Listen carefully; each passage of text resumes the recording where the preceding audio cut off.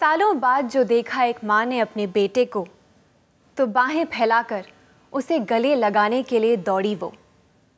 माँ ने अपने बेटे को गले तो लगा लिया, पर उस तक पहुँचने में उसे बहुत सारे दर्द का सामना करना पड़ा।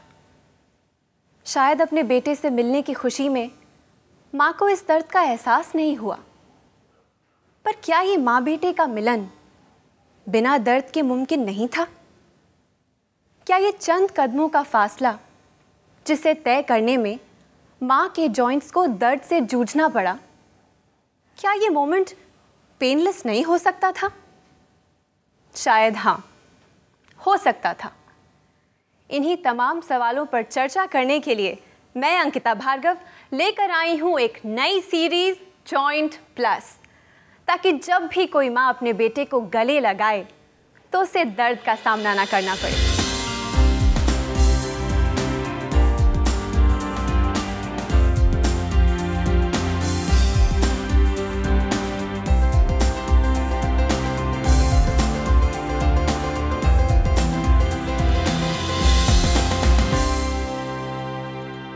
So friends, हिप जॉइंट की chemistry, biology, well in one word hip joints का साइंस क्या है, ये नॉलेज देने के लिए हमारे बीच मौजूद हैं famous joint replacement surgeon doctor Girish Devnani ji. चलिए स्वागत करते हैं डॉक्टर साहब का। वेलकम डॉक्टर साहब। Thank you. हमारे व्यूअर्स के बिहाफ पे आपका बहुत बहुत स्वागत है। डॉक्टर साहब, इट्स अ नोन फैक्ट कि हमारी कंट्री में जॉइंट प्रॉब्लम्स बहुत तेज़ी से बढ़ती जा रही हैं। तो आज के एपिसोड में हम बात कर रहे हैं हिप जॉइंट के बारे में। सबसे बेसिक लेमैन सवाल है कि हिप जॉइंट एग्जैक्टली कहाँ लोकेटेड है और हमारे मोबिलिटी में इसका क्या रोल है?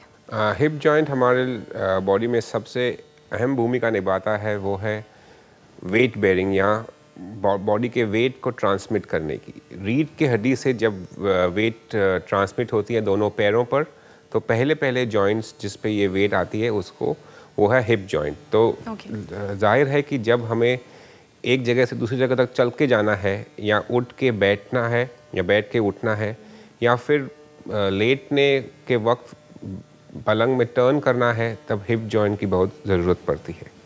और हिप जॉइंट कॉम्प्लेक्स जॉइंट होने के साथ साथ उसके मसल्स वगैरह भी इम्पॉर्टेंट हैं कि उनका फंक्शन किस तरह होता है। अगर ये मॉडल मैं आपको दिखाऊं, अब हिप जॉइंट किस तरह से काम करता है और उसकी प्रॉब्लम्स कैसी होती हैं, पहले अगर हम नॉर्मल हिप जॉइंट के बारे में जान लें तो ज़्यादा बेहतर होगा।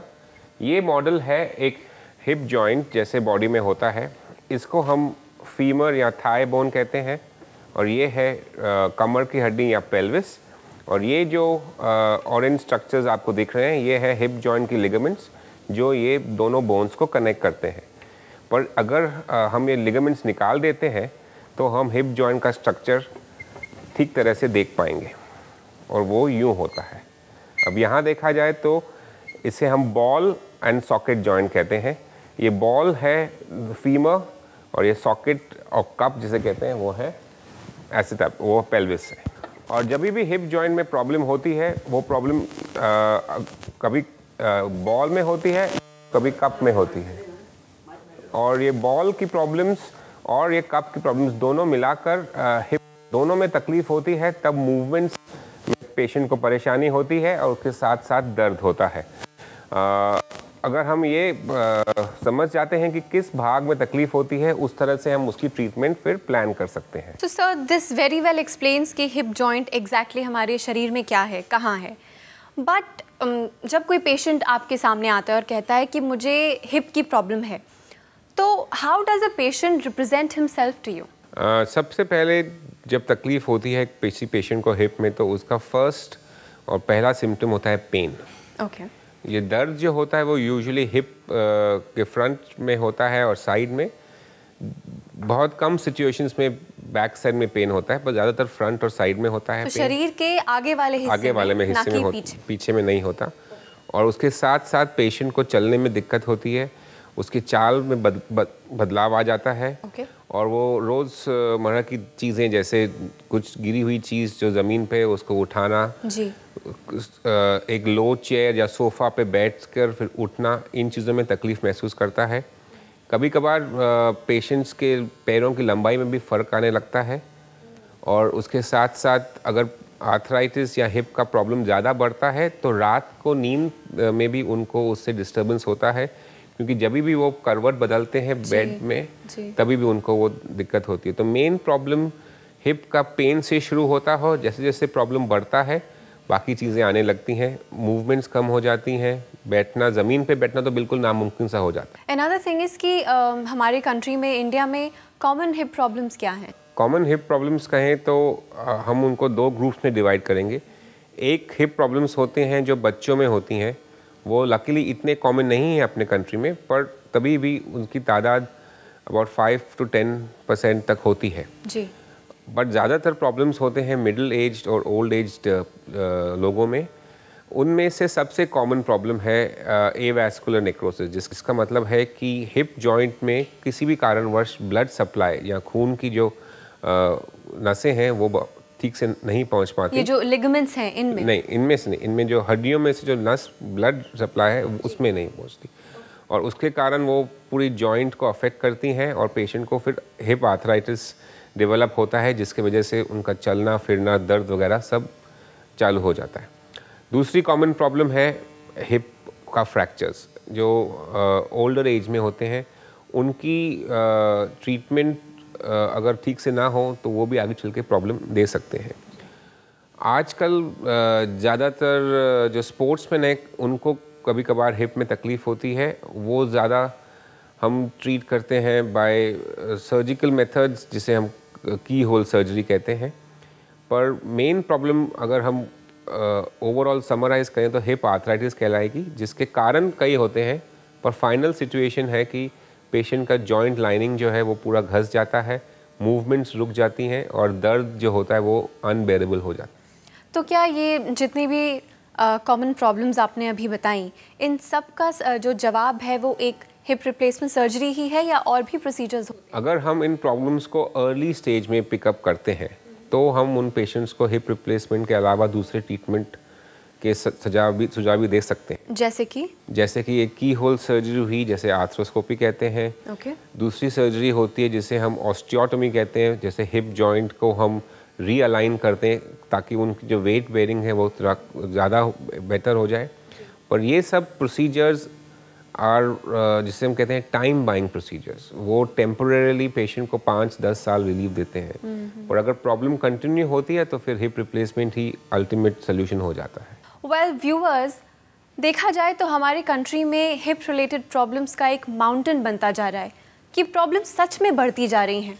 अब ज़रूरत है कि हम सिर्फ अपने आप को ही नहीं प्रोटेक्ट करें, बल्कि इस प्रॉब्लम को जड़ से ख़त्म करने के लिए कुछ कोशिश ज़रूर करें।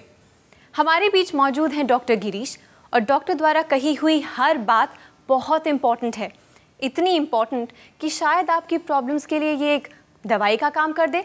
हम मिलेंगे एक छोटे से ब्रेक के बाद, पर कहीं मत जाइएगा क्योंकि हम यूं गए और यूं आए।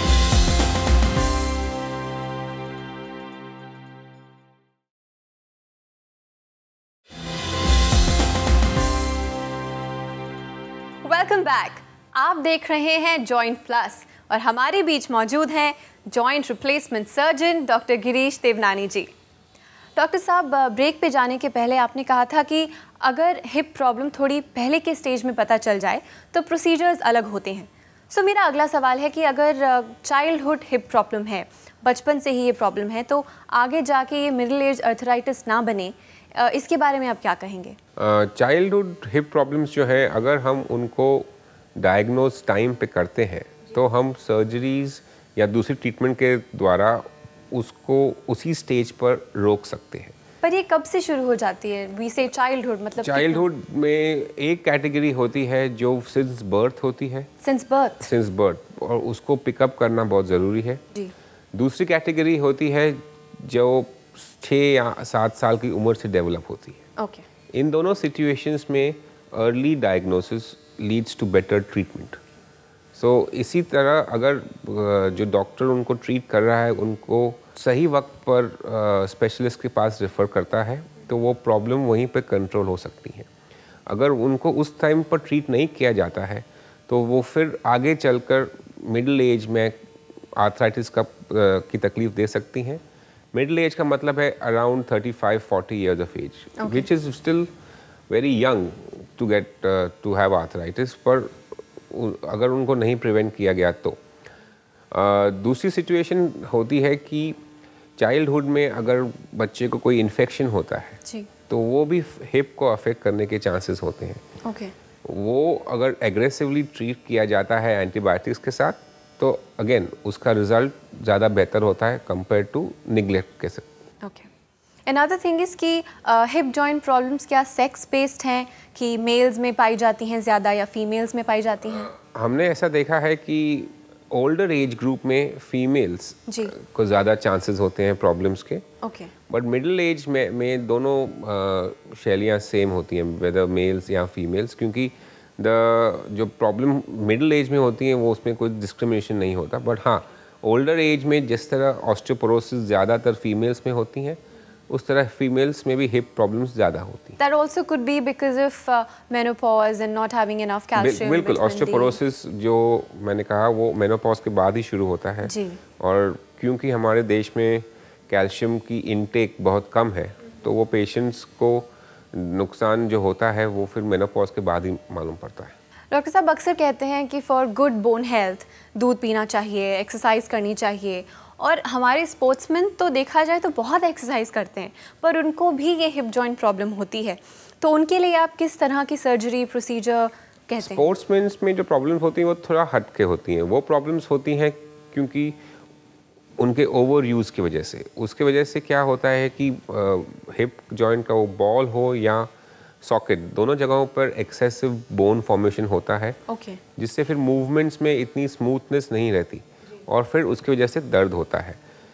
उनको आर्थराइटिस उस वक्त नहीं होती और अगर हम उनको उसी स्टेज पर ट्रीट करें तो की होल सर्जरी या हिप आर्थ्रोस्कोपी जिसे कहते हैं, उससे उनका समाधान फुल्ली हो सकता है और आगे चल के उनको फिर कोई दिक्कत नहीं होती। तो क्या स्पोर्ट्समैन का जो प्रोसीजर है हिप जॉइंट रिप्लेसमेंट का, is it different than a normal? Sportsman में हम हिप जॉइंट रिप्लेस नहीं करते, उसी हिप जॉइंट जो नॉर्मल नेचर ने दिया हुआ है उसमें ही की होल सर्जरी करके उसमें सर्टेन चेंजेस करते हैं। ओके।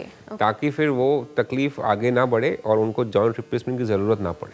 ऑलराइट। तो जल्दी डायग्नोज होगा तो फिर ट्रीट भी होगा। वेल, ऑन दिस नोट एक स्पेशल मैसेज हमारे व्यूअर्स के लिए। मैसेज यही देना चाहूँगा कि हिप प्रॉब्लम्स हर एज में हो सकती हैं और अगर हम उनको अर्ली स्टेज में कंट्रोल करते हैं तो वो आर्थराइटिस स्टेज तक नहीं पहुँचेंगी और फिर उनको मेजर सर्जरी की ज़रूरत नहीं पड़ेगी। पर अगर आप निगलेक्ट करोगे तो कभी ना कभी आज से 5, 6, 10 साल बाद आपको हिप रिप्लेसमेंट की ज़रूरत पड़ने ही वाली है।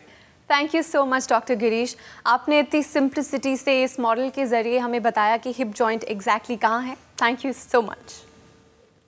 सो फ्रेंड्स, अगर जॉइंट से रिलेटेड आपको कोई भी प्रॉब्लम है तो प्लीज़ उसे इग्नोर मत कीजिए। Take it seriously and consult your doctor now. Care world, post box number 11999, Azad Nagar post office, Andheri west, Mumbai 400053। हमारी ईमेल आईडी है mail@careworldtv.com। हमारा वेबसाइट है www.careworldtv.com। अब दीजिए मुझे इजाज़त, पर अगले एपिसोड में आपसे ज़रूर मुलाकात होगी क्योंकि हमें आपकी फिक्र है।